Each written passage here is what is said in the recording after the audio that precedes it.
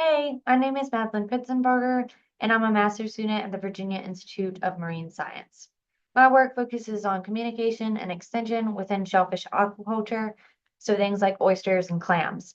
Prior to coming to VIMS, I did my undergraduate degree at Virginia Tech with fish and wildlife conservation. So I did a lot of work in the streams and creeks of Virginia, focusing on the fish that live within them. And today my lesson plan will focus on that. My lesson plan is titled Fish Engineering, Building Homes and Habitats, and it focuses on the fourth grade Virginia Standards of Learning's 4.1 Scientific and Engineering Practices and 4.3 Living Systems and Processes. So the lesson plan begins by walking students through some key terms for ecosystems, such as keystone species, which are species that have a big effect on their environment. And usually if this species was taken out of its environment, it would have a negative effect. And ecosystem engineers, which are species that have that build or create habitat for others. An example of this could be a beaver, where they tear down trees in order to make dams. And so we'll actually focus on one specific species in the rivers and creeks of Virginia, the bluehead chub.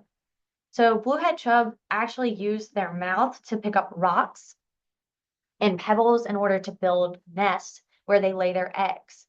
And scientists have actually figured out that other fish species are using these nests for protection and to lay their own eggs. And so we think the bluehead chubs might be a keystone species. We know they're a fish engineer because they're building habitat for themselves and maybe others. So we'll need your students' help to figure out if bluehead chubs are keystone species. So today, your students will get to build their own bluehead chub using a clothespin and colored pencils or markers or googly eyes, whatever you choose. They'll decorate the clothespin like their bluehead chub, and then they'll get to, oh, there's an example of my bluehead chub, and then they'll get to build their own nest using pom-poms or pebbles. And so you'll time the students 60 seconds to exemplify the urgency that these bluehead chubs have to build their nests, because they have to build them before bad weather comes or predators come. And so lots of times the bluehead chub will work endlessly for days building their nest in order to prep to lay their eggs. And so once the students get to build their own nest, here's an example of my nest I built. Then they'll measure and record some data to figure out if bluehead chubs are keystone species. So students will measure the height, the width, and the area of pebbles or number of pebbles. And they can use a ruler for the height and width, or a caliper, or whatever you have on hand. So the data table will be on a handout for the students, and this will be on PowerPoint in case you want to do it as a class. And after they do, they measure all of their data and write it down. Then we'll turn this data into a histogram. And so we'll have number of pebbles on the x-axis and frequency on the y-axis. And I left units blank in case you have other units that somebody else wouldn't be using. And so this can be done as a class on the whiteboard, or if students are able to do it on themselves, they also can have this in a handout. So after you have everybody's numbers of pebbles in their nest and we build out the histogram, the teacher gets to award the students that have the tallest nest, or the most pebbles used, or the widest nest.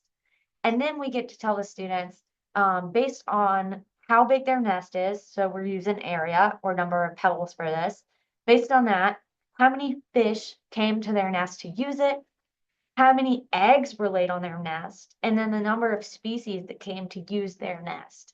And so, for example, if your nest had 26 pebbles, they had 46 fish on that to use that nest, and the number of eggs were over 18,000, and 25 species came to that nest. And so this data is not real, but it's proportional to the real data sets that we saw in the field. And students can make inferences based off of these numbers of how they think the bluehead chub affects fish in their ecosystem.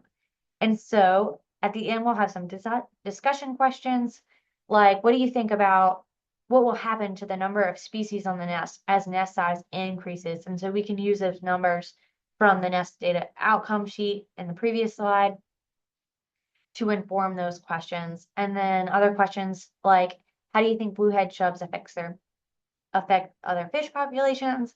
And then finally, students will get to assess if they think bluehead chubs are keystone species or not.